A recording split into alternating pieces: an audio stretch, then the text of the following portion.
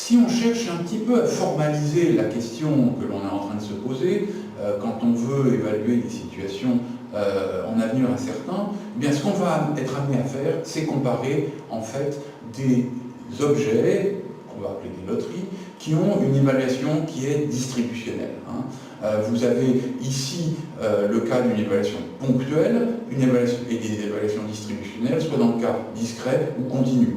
Dans la suite de ce cours, on manipulera essentiellement des situations, des distributions de probabilité discrètes, mais on peut étendre tout le propos au cas de distribution continue. Donc la vraie question, c'est comment est-ce qu'on va être amené à comparer des objets ayant des évaluations distributionnelles, et pour ce faire, eh bien, il faudra trouver un ou quelques critères pour comparer ces situations. Alors, le premier critère qui vient à l'esprit, c'est le critère d'espérance mathématique pour comparer les loteries. Alors, pourquoi faire plus compliqué? Vous allez voir que parfois, le critère de l'espérance mathématique n'est pas forcément judicieux, en tout cas contre-intuitif sur certaines situations. Un premier exemple qui pose question quant à l'utilisation de l'espérance mathématique pour comparer des décisions en avenir incertain représentées par des distributions de probabilité, c'est l'exemple du clochard que je vais vous présenter. Donc imaginez un clochard qui se promène dans la rue et qui trouve un billet de loterie qui lui donne une probabilité de 1 sur 10 000 de gagner la coquette somme de 500 000 euros. Un passant qui passe par là lui propose de l'échanger contre 20 euros, un billet de 20 euros. Donc une loterie certaine, d'une certaine manière, une probabilité de 1 d'obtenir 20 euros, un billet de 20 euros. Le clochard va accepter. Et la question qu'on va se poser, c'est est-ce que ce clochard est rationnel ou est-ce qu'il est irrationnel?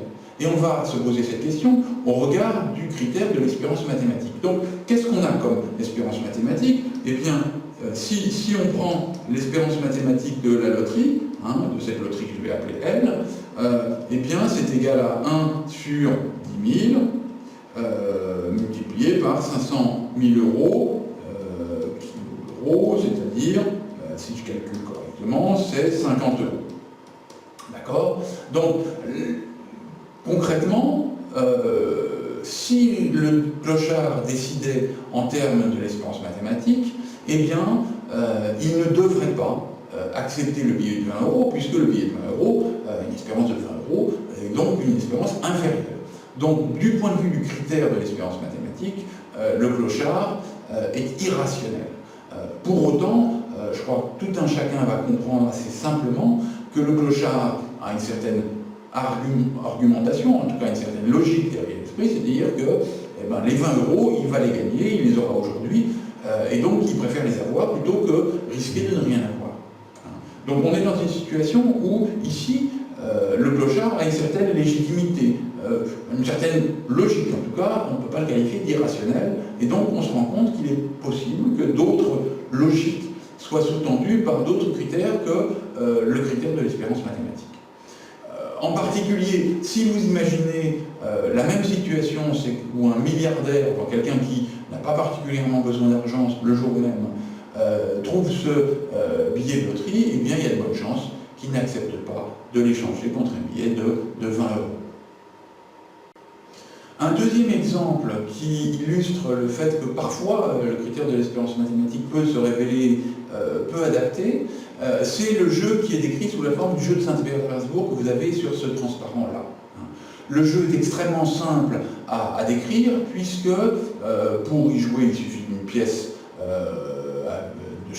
qui tombe soit sur pile, soit sur face avec une chance sur 2, et on tire à pile ou face cette pièce jusqu'à ce que le résultat du tirage soit pile.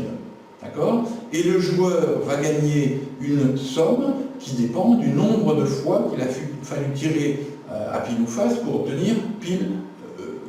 Donc supposons qu'on l'ait obtenu au nème coup, eh bien le joueur va gagner 2 puissance n euros. La question, c'est quelle est la valeur de ce jeu? Ou dit autrement, quel prix on sera prêt à payer pour pouvoir jouer à un tel jeu? Si on raisonne en espérance mathématique, eh bien on va essayer de calculer l'espérance mathématique de ce jeu. Donc si pile tombe la première fois, on va gagner 2 euros, 2 puissance 1. Et la probabilité de ça, c'est 1,5. Donc la première fois, c'est 1,5 fois 2. Si pile tombe la deuxième fois, la probabilité de ça, c'est 1/4. Et dans ce cas-là, on va gagner 4 euros. Et si c'est la troisième fois, je pense que vous avez compris, la probabilité est 1/8 et on va gagner 8 euros, etc. Donc, à chaque fois, les éléments qui interviennent dans cette somme,